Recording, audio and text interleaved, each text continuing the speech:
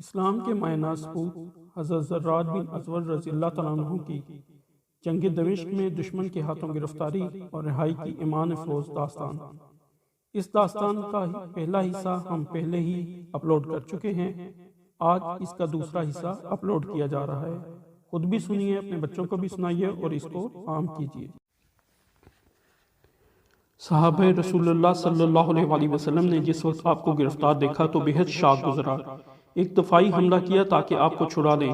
نہایت شدت کے ساتھ حملہ کیا لیکن ناکام رہے۔ اب مسلمانوں کے پیر اکھڑ چکے تھے، چاہا کہ بھاگ پڑیں، مگر جب حضرت رافع بن عمیر الطائی نے روکا اور کہا، حافظو اور اے قرآن کے حاملو، کہاں جاتے ہو؟ کیا تمہیں معلوم نہیں جو خدا کے دشمنوں سے ڈر کے بھاگتا ہے وہ خدا قہار کے قہر و غضب میں مبتلا ہو جاتا ہے۔ جنت کے اکثر دروازے مجاہدین صابرین کے واسطے کھلے ہوئے ہیں۔ دین کے حاملو، صبر کرو اور ان سلیب کے بندوں پر حملہ کر دو۔ یاد رکھو، اگر تمہارا سپہ سالار اور سردار گرفتار ہو گیا ہے تو خداوند تعالیٰ جل مجدہ تو زندہ ہیں جو تمہیں دیکھ رہے ہیں، اور سردار تم سے آگے چلنے والا میں موجود ہوں۔ یہ سنتے ہی مسلمان سمٹے، اکھڑے ہوئے جمے اور آپ کے زیر کمان ہو کر حملہ آور ہوئے۔ بہت سے آدمیوں کو قتل کیا اور اکثر سرداروں کو موت کے گھاٹ اتار دیا۔ کہتے ہیں کہ حضرت خالد بن ولید رضی اللہ تعالیٰ عنہ کو جب حضرت زرار رضی اللہ تعالیٰ عنہ کی گرفتاری اور مسلمانوں کی شہادت کی خبر پہنچی تو آپ کو بہت صدمہ ہوا۔ آپ نے فرمایا کہ رومی کتنے ہیں؟ مخبر نے جواب دیا، 12,000 سوار۔ آپ نے فرمایا، واللہ مجھے یہ خبر نہیں تھی کہ دشمن کی تعداد اس قدر زیادہ ہے، ورنہ میں کبھی اپنی قوم کو ہلاکت کی طرف روانہ نہ کرتا۔ آپ نے پھر دریافت کیا کہ رومیوں کی فوج کا جنرل کون ہے؟ کہا، والی حمص دروان ہے، اور حضرت زرار بن ازور رضی اللہ تعالیٰ عنہ نے اس کے لڑکے حمدان کو بھی قتل کر دیا ہے۔ آپ نے فرمایا، لا حول ولا قوت الا باللہ العلی العظیم۔ اس کے بعد آپ نے حضرت ابو عبیدہ رضی اللہ تعالیٰ عنہ کے پاس ایک شخص کو بھیج کر مشورہ طلب کیا۔ انہوں نے مستشیر کو کہلا بھیجا کہ جس آدمی پر تمہیں زیادہ اعتماد ہو، اس کی متحدی میں کچھ فوج باب شرقی میں چھوڑ کر تم دشمن کے مقابلے میں چلے جاؤ۔ مجھے امید ہے کہ تم انہیں چکی کی طرح دل دو گے اور ہر شخص کو چکٹی میں رکھ کر مل دو گے۔ آپ نے یہ سن کر فرمایا، واللہ میں ان لوگوں میں سے نہیں ہوں جو خدا کے راستہ میں اپنی جان دینے میں بخل کرتے ہیں۔ میسرہ بن مسروق ابسی رضی اللہ تعالیٰ عنہ کو آپ نے 1,000 سوار دے کر فرمایا، تم یہیں رہو، اپنی جگہ کو نہ چھوڑنا، خدا سے مدد مانگنا اور اسی پر بھروسہ کرنا۔ حضرت میسرہ رضی اللہ تعالیٰ عنہ نے کہا کہ مجھے بصر و چشم منظور ہے۔ اس کے بعد آپ نے فوج کی طرف مخاطب ہو کر فرمایا، بس اب گھوڑوں کی باغیں چھوڑ دو، بھالے سنبھال لو، اور جس وقت دشمنوں کے قریب پہنچو تو ایک متفقہ حملہ کر دو۔ ممکن ہے کہ ہم زرار کو چھڑا لیں گے اگر وہ زندہ ہیں، کامیاب ہو جائیں گے، اور اگر خدا نخواستہ دشمنوں نے ان کو اجلت کر کے شہید کر دیا ہے تو انشاءاللہ العزیز ہم ان کا بدلہ ضرور لیں گے، اور مجھے ذات باری تعالیٰ سے امید واسق ہے کہ ہمیں وہ حضرت زرار رضی اللہ تعالیٰ عنہ کے متعلق صدمہ نہیں دیں گے، یعنی وہ زندہ رہائی پائیں گے۔ آپ حسب ذیل رجزیہ اشعار پڑھتے ہوئے لشکر کے آگے آگے چلے۔ ترجمہ اشعار، آج وہ دن ہے کہ سچا اپنے مقصد کو پہنچ گیا۔ جس وقت موت آتی ہے تو ایسا شخص موت سے نہیں ڈرتا۔ میں اپنے نیزے کی پیاس آنکھ کے خون سے بجھاؤں گا، خود اور سپر سب کو پھاڑ ڈالوں گا۔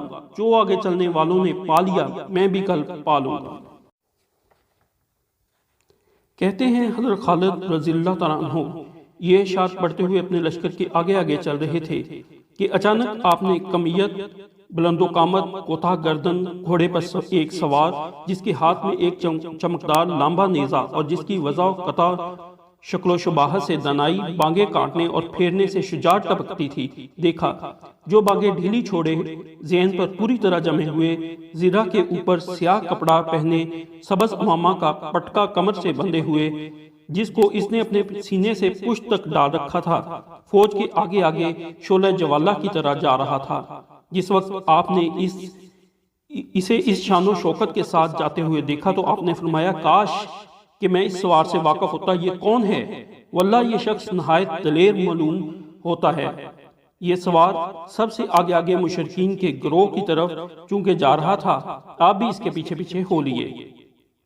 واقدی رحمۃ اللہ علیہ کہتے ہیں کہ حضرت رافع بن عمیر الطائی رضی اللہ تعالیٰ عنہ نہایت استقلال و بہادری کے ساتھ دشمن کا مقابلہ کر رہے تھے، اور انہوں نے حضرت خالد بن ولید رضی اللہ تعالیٰ عنہ کو اپنی کمک کے لیے آتے دیکھا، اور لشکر کے پہنچتے ہی اس سوار کو، جس کی ہم ابھی تعریف و توصیف کر چکے ہیں، رومیوں پر اس طرح گرتے دیکھا جس طرح باز چڑیا پر۔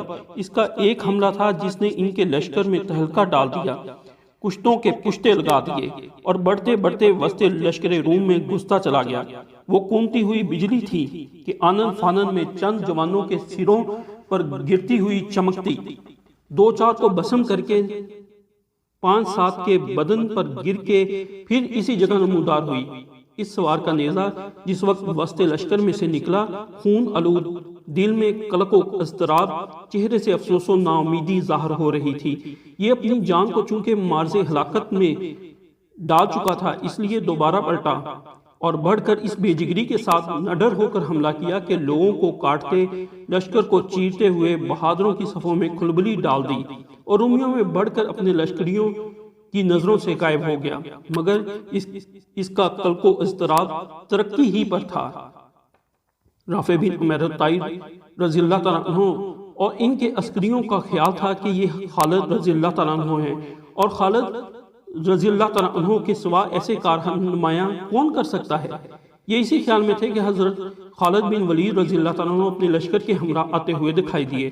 حضرت رافع بن عمیر الطائی رضی اللہ تعالیٰ عنہ نے زور سے چلا کر کہا کہ اے دلیر، یہ سوار جو اپنی جان کو خدا کے راستہ میں بے خوف و خطر پیش کر رہا ہے اور خدا کے دشمنوں کو بے درے قتل کر رہا ہے، کون ہے؟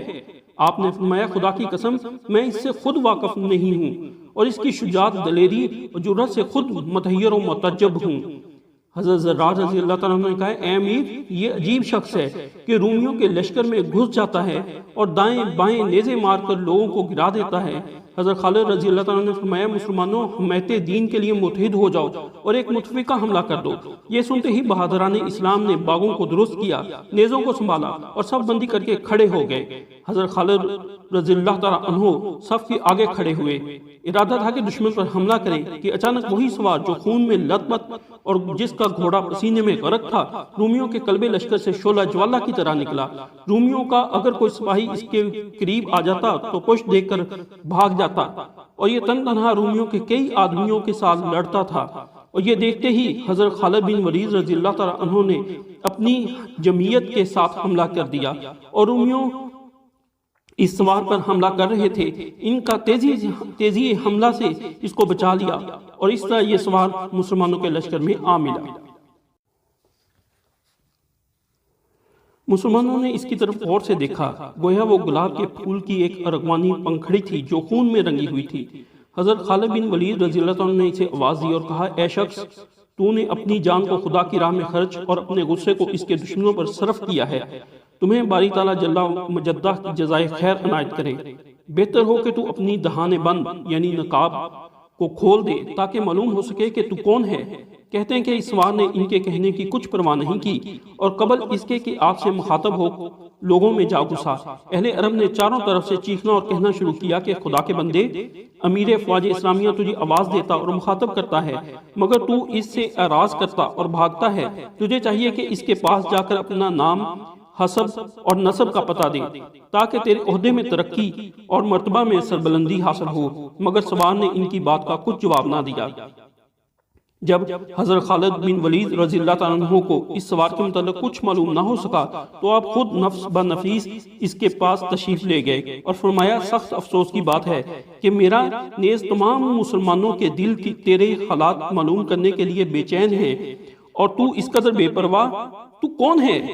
آخر آپ کے بےحد اصرار پر دہان بند کے اندر سے نسوانی زبان میں اس سوار نے اس طرح کہنا شروع کیا اے امیر، میں آپ سے کسی نافرمانی کے باعث اراض نہیں کر رہی ہوں، بلکہ مجھے آپ سے مخاطب ہوتے ہوئے شرم مانے ہیں، کیونکہ میں دراصل ایک پردے کے بیٹھنے والیوں اور حجام میں زندگی گزارنے والیوں میں سے ہوں۔ مجھ سے اصل میں یہ کام میرے درد دل نے کرایا ہے، اور میرا رنج ہی مجھے یہاں تک کھینچ لایا ہے۔ آپ نے فرمایا تم کون ہو؟ اس نے کہا زرار جو قیدی ہیں، ان کی بہن خولہ بنت ازور ہوں۔ قبیلہ مزہج کی چند عرب عورتوں میں بیٹھی ہوئی تھی کہ دفتر مجھے زرار کی گرفتاری کی خبر ملی۔